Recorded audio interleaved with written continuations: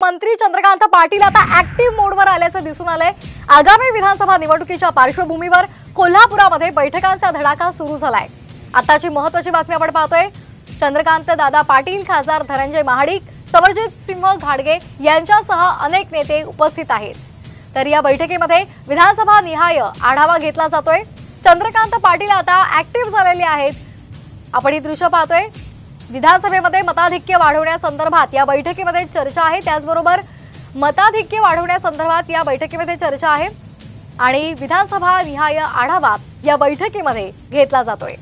तर आपण पाहतोय आताची महत्त्वाची बातमी। मंत्री चंद्रकांत पाटील कोल्हापूरमध्ये आता ऍक्टिव्ह झाल्याचं पाहायला मिळते। आगामी विधानसभा निवडणुकीच्या पार्श्वभूमीवर कोल्हापुरात बैठकांचा धडाका सुरू झालाय।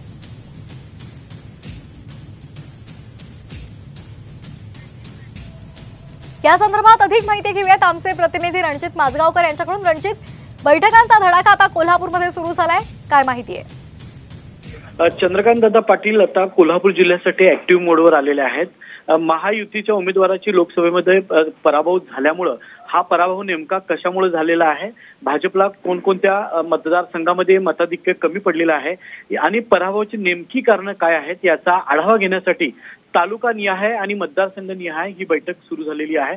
प्रत्येक तालुक्यातले प्रमुख पदाधिकारी असतील, कार्यकर्ते असतील यांना आमंत्रित करण्यात आलेलं आहे आणि यांच्यासोबत स्वतः चंद्रकांतदादा पाटील, खासदार धनंजय महाडिक आणि समरजित सिंह घाडगे हे स्वतः त्यांची मुलाखतीद्वारे त्यांची चर्चा चालू आहे आणि या बैठकीचा धडाका आज दिवसभर असा सुरू राहणार आहे। अगदी धन्यवाद रणजित आपण दिलेल्या सविस्तर माहितीसाठी। तर आपण पाहतोय आताची महत्त्वाची बातमी। मंत्री चंद्रकांत पाटील आता ऍक्टिव्ह मोडवर आल्याचं दिसून येते। आगामी विधानसभा निवडणुकीच्या पार्श्वभूमीवर कोल्हापुरात बैठकांचा धडाका सुरू झालाय।